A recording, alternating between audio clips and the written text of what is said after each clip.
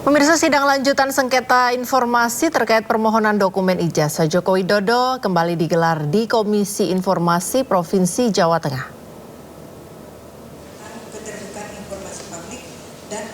Dengan menghadirkan pihak Lembaga Kearsipan Daerah atau LKD Kota Surakarta, Majelis Hakim melontarkan belasan pertanyaan terkait keberadaan dokumen ijazah Joko Widodo saat menjabat sebagai Wali Kota Surakarta periode 2005 hingga 2010. Dalam keterangannya, pihak LKD Surakarta menyebutkan bahwa lembaganya tidak pernah menerima maupun menyimpan salinan ijazah Joko Widodo sebagai arsip statis. LKD juga menyatakan tidak pernah menemukan keberadaan dokumen tersebut dalam koleksi arsip yang mereka kelola. Dalam agenda berikutnya, Komisi Informasi Jawa Tengah dijadwalkan melakukan pemeriksaan ke KPU Kota Surakarta. Komisi Informasi Jawa Tengah juga akan melanjutkan pemeriksaan melalui peninjauan langsung terhadap pihak-pihak yang dianggap memiliki keterkaitan dengan dokumen yang disengketakan. Yang telah dipublikasikan surat permohonan informasi publik. Pemirsa, tersangka kasus tudingan ijazah palsu terhadap Presiden ke-7 Joko Widodo, Roy Suryo, mengajukan pra-peradilan terhadap Polda Metro Jaya. Roy Suryo mengajukan pra-peradilan karena mempermasalahkan upaya paksa Polda Metro Jaya yang melakukan penangkapan dalam proses hukum tahap 2.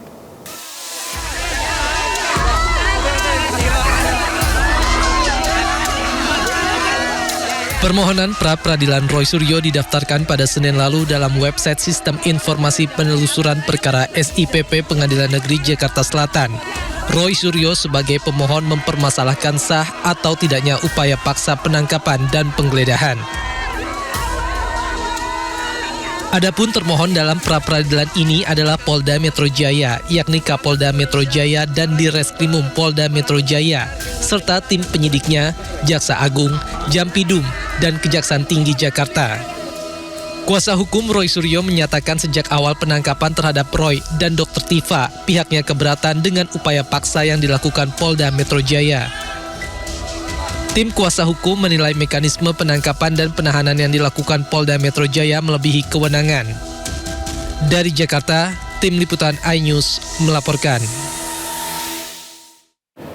Pemirsa, tersangka kasus dugaan pencemaran nama baik ijazah Jokowi, Dr. Tifa, mencabut permohonan pra-peradilan atas penangkapan oleh Polda Metro Jaya. Pembatalan gugatan pra-peradilan ini dilakukan seiring dengan keputusan Kejaksaan Negeri Jakarta Selatan yang tidak melakukan penahanan terhadapnya.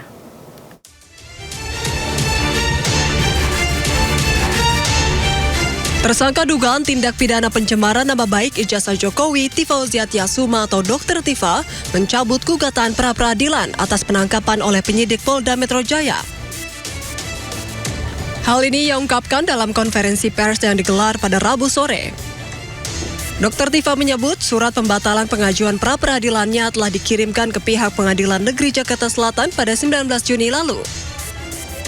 Pembatalan gugatan dilakukan seiring dengan keputusan Kejaksaan Negeri Jakarta Selatan yang tidak melakukan penahanan terhadapnya, sehingga permohonan pra-peradilan menjadi tidak relevan.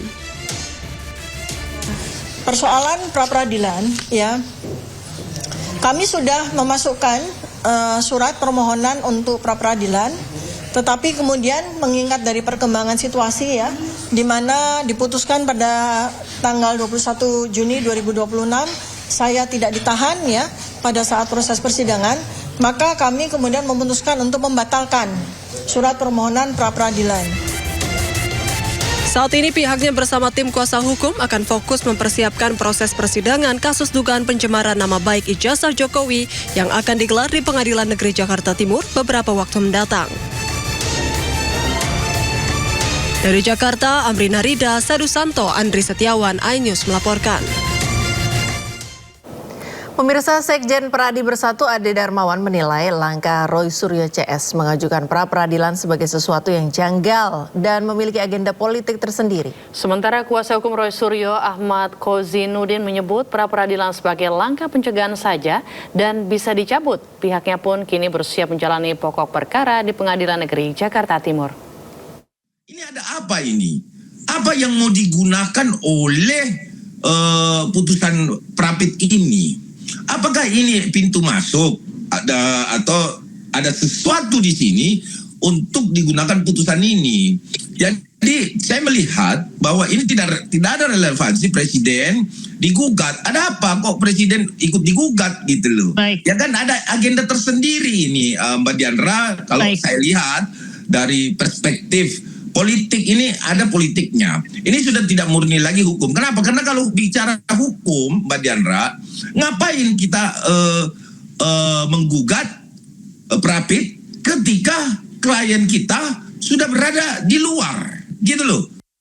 Nah, saya lebih fokus kepada apakah ini bagian dari upaya setelah melakukan mendapatkan penangguhan. Tidak, ini kan sudah diajukan, yang itu sifatnya preparansi ya.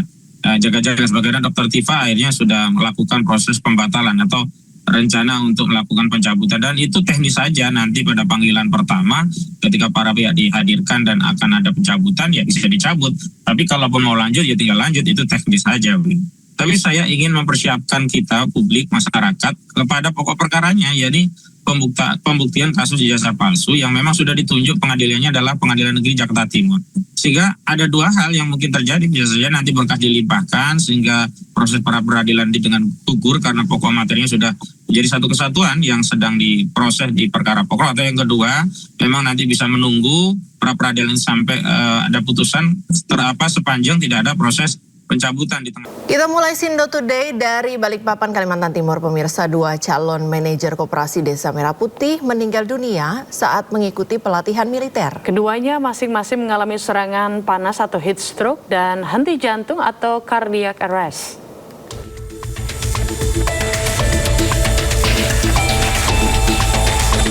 Dua calon manajer koperasi Desa Merah Putih yang meninggal dunia antara lain bernama Anissa Muyasaroh dan Yonanda Muhammad Taufik. Anissa Muyasaroh diketahui meninggal dunia saat mengikuti pendidikan di Satuan Pendidikan Dodik Jurlindam 6 Mula Warman, Balikpapan, Kalimantan Timur. Perempuan berusia 26 tahun yang merupakan peserta delegasi dari Kabupaten Lamongan, Jawa Timur ini meninggal setelah mengalami serangan panas atau heat stroke. Anissa sempat dibawa ke klinik milik Kodam untuk mendapatkan penanganan awal sebelum dirujuk ke Rumah Sakit Dr. Harjanto TNI Angkatan Darat. Meski telah mendapat penanganan medis, Anissa dinyatakan meninggal dunia.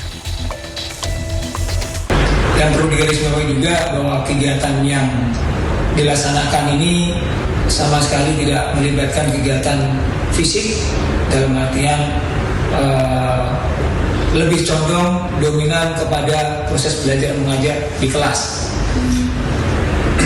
Saya juga memastikan bahwa dalam prosedur penanganan pada saat kejadian sudah dilaksanakan dengan tepat, diawali dengan pemberian pemeriksaan di lapangan, kemudian dibawa ke klinik kesehatan yang ada di Dodik Jur.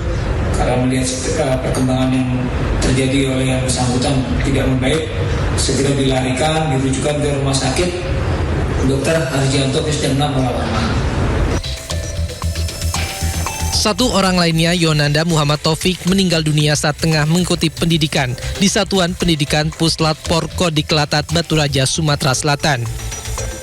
Yonanda mengalami penurunan kondisi kesehatan pada 17 Juni lalu dan sempat mendapat penanganan oleh tenaga kesehatan satuan sebelum dirujuk ke rumah sakit. Yonanda diketahui meninggal akibat henti jantung. Diketahui pelatihan militer untuk calon manajer koperasi Desa Merah Putih berlangsung selama 45 hari hingga 31 Juli mendatang. Usai peristiwa ini, Kemenhan bersama panitia seleksi mengevaluasi secara menyeluruh termasuk mekanisme seleksi kesehatan peserta. Dari Balikpapan, Kalimantan Timur, Mukmin Aziz, iNews melaporkan.